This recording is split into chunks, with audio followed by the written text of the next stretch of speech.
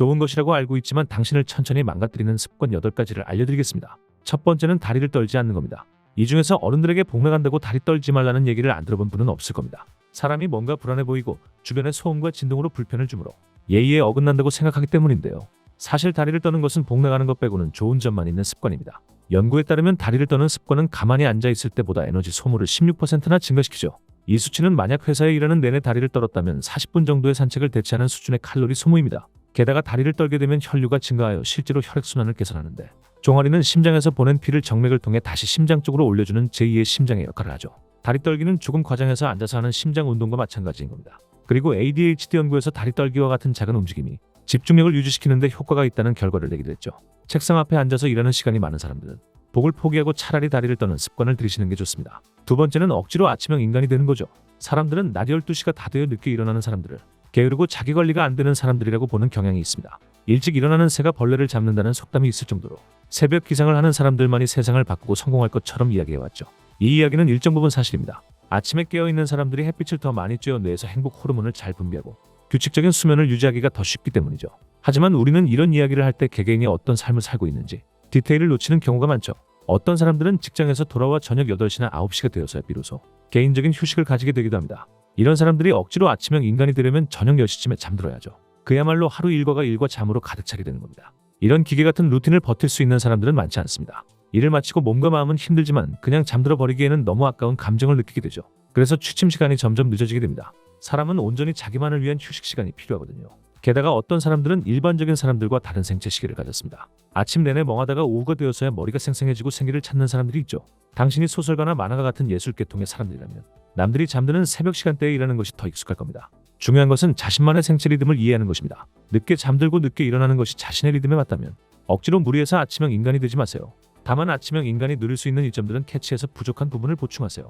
예를 들어 햇빛에 덜 노출되는 만큼 비타민 D를 섭취하고 의식적으로 낮 시간대에 외출을 해서 햇빛을 맞아 몸이 건강한 호르몬을 만들도록 유도하는 거죠. 세 번째는 매일 같은 시간에 식사를 하는 겁니다. 규칙적인 식사는 대체로 좋습니다. 제가 대체로라고 말한 것에 주목해야 합니다. 규칙적인 식사는 우리 몸의 생체 리듬이 우리 몸을 효율적으로 돌아가도록 만들어줍니다. 매일 오후 12시에서 2시 사이에 우리 집에 택배가 도착한다면 우리는 그 시간대에 택배를 받아 박스를 뜯고 쓰레기를 정리할 준비를 잘할 수 있겠죠. 하지만 식사 시간을 매일 칼같이 오랫동안 지키는 것은 몸 입장에서도 좋지 않을 수 있습니다. 우리 몸을 자동차에 비유해보죠. 우리가 태어나서 죽을 때까지 직선으로 쭉 뻗은 고속도로만을 달리는 인생이 정해져 있다면 매일매일 죽을 때까지 12시에 점심을 먹는 습관을 고집해도 나쁘지 않을 겁니다. 하지만 우리는 가끔씩 구불구불한 산비탈을 달려야 하고 복잡한 시내도로도 달려야 하며 가끔씩은 앞차를 추월하기 위해 악셀을 꽉 밟기도 해야 합니다. 한 가지 패턴에 너무 강력하게 종속된 몸은 다른 변수가 생겼을 때 대처하기가 힘들게 되죠. 사람의 몸은 습관적 식사 시간 이전에 그렐린이란 배고픔 호르몬이 나오도록 학습되는데 매일같이 12시에 식사를 해왔다면 그 시간을 혹시나 지키지 못했을 때 이 그렐린 호르몬이 날카롭게 스파이크 같은 그래프를 그리며 나오게 되고 그 시간을 넘기면 허기나 짜증이 크게 튀어 과습치로 이어지기 쉽습니다. 하지만 만약 점심시간을 12시에서 2시 정도로 다소 유연하게 지켜왔다면 이 배고픔 호르몬도 더 완만하게 분출되게 되죠. 그만큼 짜증을 덜 느낌으로 폭식할 위험이 줄어들게 됩니다. 네 번째는 매일 디톡스 주스를 마시는 겁니다. 해독 주스라는 이름으로 매일 마시기만 하면 우리 몸의 독소를 전부 깨끗하게 씻어줄 것처럼 포장된 여러 과일과 야채 조합의 레시피들이 많습니다. 하지만 의학적으로 과장이 많아 효과가 없거나 오히려 해롭다는 지적마저 받고 있죠.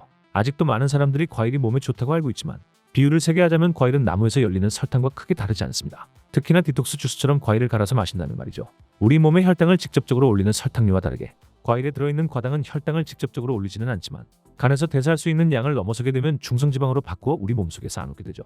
이 과정이 지속되면 결국 인슐린 저항성이 커져 혈당 조절 능력까지 망가뜨리게 됩니다. 과일을 드시려면 원물 그대로를 드시는 게 좋습니다. 웬만하면 섬유질을 온전히 섭취할 수 있도록 껍질까지 드시는 게 좋죠. 그게 힘드시다면 작즙 주스 말고 최소한 스무디 형태로 드셔야 합니다. 먹기 쉬울수록 건강에는 안 좋을 가능성이 높거든요. 다섯째는 물을 너무 많이 마시는 겁니다. 하루 2리터, 심지어 요즘은 하루 3리터를 마셔야 한다는 얘기도 많은데요. 그 말 자체는 과학적 근거도 있고 틀린 말들이 아니지만 문제는 사람들이 그런 얘기를 들었을 때 물을 숙제처럼 한 번에 마시고 끝내고 싶어 한다는 겁니다. 한꺼번에 물을 너무 많이 마시게 되면 저나트륨 혈증이라는 물 중독 증상이 발생하게 되죠. 쉽게 말해 몸속 나트륨 농도가 낮아져서 삼투압 때문에 물이 세포 안으로 빨려 들어가는데 다른 것도 문제지만 두개골에 갇혀있는 뇌도 부피가 불어 뇌압이 확 올라가게 되죠. 그래서 운동 이후에 물 섭취를 한 번에 과도하게 해서 뇌부종으로 사망한 사례가 적지 않습니다. 해결책은 섭취 시간대가 적힌 타이머 물병을 이용하는 겁니다. 오전 10시에 200ml, 12시에 200ml 이런 식으로 나눠 마실 수 있도록 아이디어 제품들의 도움을 받는 거죠.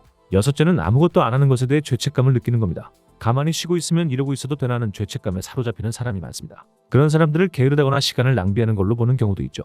하지만 정신과 전문의들은 만성 피로와 번아웃의 원인 중 하나로 이런 쉰다는 것에 대한 죄책감을 꼽기도 합니다. 본인이 이런 죄책감을 느끼는 사람이라면 일단은 기뻐하셔도 됩니다. 높은 책임감과 성취욕을 가진 사람들이 이런 죄책감을 느끼기 쉽거든요.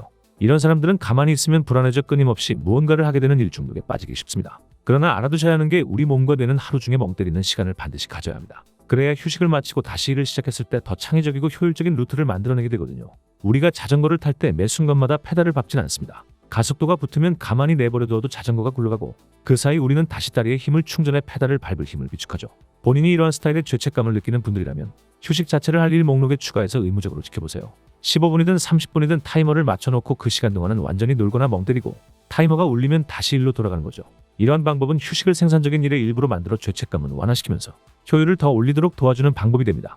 7번째는 똑같은 퍼즐이나 두뇌 퀴즈를 푸는 겁니다. 두뇌 개발, 치매 예방 등의 효과를 기대하며 퍼즐이나 퀴즈에 집착하는 분들이 계시죠.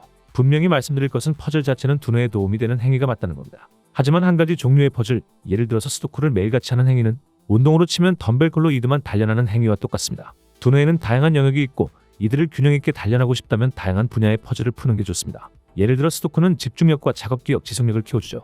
추론 체계화나 전략적 검색 능력을 키우고 싶다면 추리 퍼즐을 푸는 게 좋습니다. 공학과 디자인류 시각화 능력을 키우려면 멘탈 로테이션이라는 퍼즐이 도움이 되죠. 어떤 다양한 퍼즐이 있고 어떤 능력에 도움이 되는지는 영상 설명란에 추가로 설명을 적어놓겠습니다. 마지막으로는 혼잣말을 하지 않는 거죠. 우리나라는 다른 나라 사람들에 비해 혼잣말을 많이 하는 편인데요. 양말이나 리모컨을 찾을 때 입으로 소리내어 노래하듯 중얼거리며 혼잣말을 하곤 합니다. 이런 혼잣말을 남들 앞에서 하면 조금 이상하거나 사회성이 부족한 사람으로 보기도 하는데요. 사실 심리학에서 혼잣말은 자기 대화라고 하여 뇌 기능을 향상시키는 유익한 행동으로 보고 있습니다. 실제 연구에서 어떤 물건을 소리내어 이름 부른 참가자들이 그렇지 않은 사람들보다 더 빨리 찾았다는 결과가 있는데요. 이는 뇌가 단어를 발성하면서 시각 정보를 함께 활성화하여 기억과 인지 기능을 돕기 때문입니다. 흔히 어린이들이 사용하는 방식으로 신발신자 그리고 끝목자 라는 식으로 중얼거리면서 작업하면 실제로 그 일을 더 잘 해내는 걸 볼 수 있는데요. 이런 자기 대화는 성인에게도 유효해서 일을 할 때 단계별로 혼잣말로 지시를 하면 문제 해결과 논리적 사고에 도움이 됩니다. 쉽게 이해하면 혼잣말은 스스로에게 들리는 내비게이션 음성을 켜는 것과 같습니다. 조용히 생각만 할 때보다 소리내어 말하면 할 일의 경로가 뚜렷해지고 머릿속 혼란한 교통정리가 잘 되는 효과를 볼 수 있는 거죠. 오늘 영상은 여기까지인데요. 자기 개발에 관심이 많은 분들이라면 똑똑해지려면 운동을 해야 한다는 제 채널의 다른 영상을 추천드릴게요. 저는 다음에 더 좋은 영상으로 돌아오겠습니다. 감사합니다.